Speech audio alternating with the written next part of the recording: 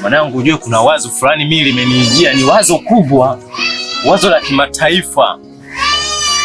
Wewe bwana, ndugu yangu, tatizo lako mimi nishakuzoea. Yaani wewe mambo yako kila siku bwana na idea.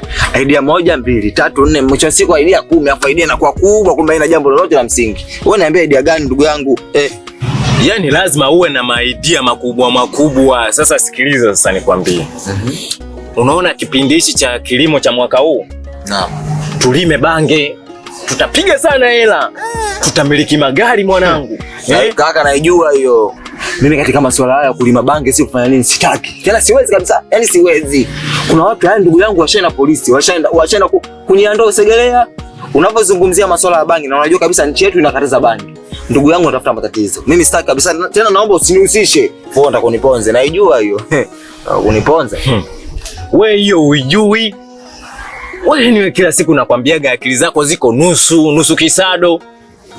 Yaani mimi nakupa mpango, watu wengi wanatajirika, wanamiliki magari, wanamiliki majengo, wanamiliki maswimming pool ndani, mademu wazuri. Bangi imeshakatazwa katika nchi hii. Tena rais sio baba yako mzazi wa kusema kwamba utaruhusiwa wewe uuze bangi. Tena watu kibao washaenda jela sasa hivi wananyia ndoo huko Segelea. Sitaki kabisa mambo niachana na mimi, usinihusishe ndugu yangu, sitaki. Asilimia kubwa hela zinatoka kwenye bangi baada ya kulevya, wewe kama hujui. Nisikilize ndugu yangu. Tuachane na masuala ya bangi. Ni bwana hapa leo una vitu unafuatilia sana. Sivielewi hata kidogo. Unamjua yule bwana fundi cherehani bwana kazi zako? Yule namfahamu yule jamaa mshazi yule. Yule bwana nisikilize.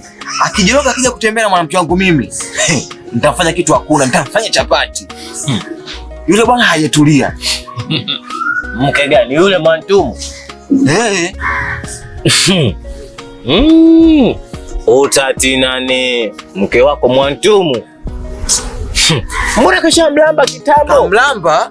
Nimemkuta pale kampakata pale kwenye cherehani.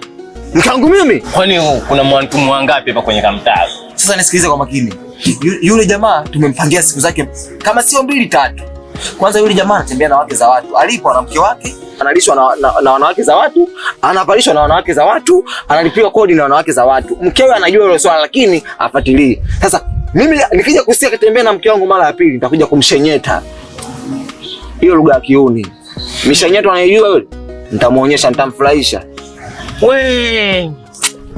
Jamani. Jamaa mbona na bahati sana? Si bahati ningeipata mimi, mbona ningenenepa mashavu yangekuwa hiha.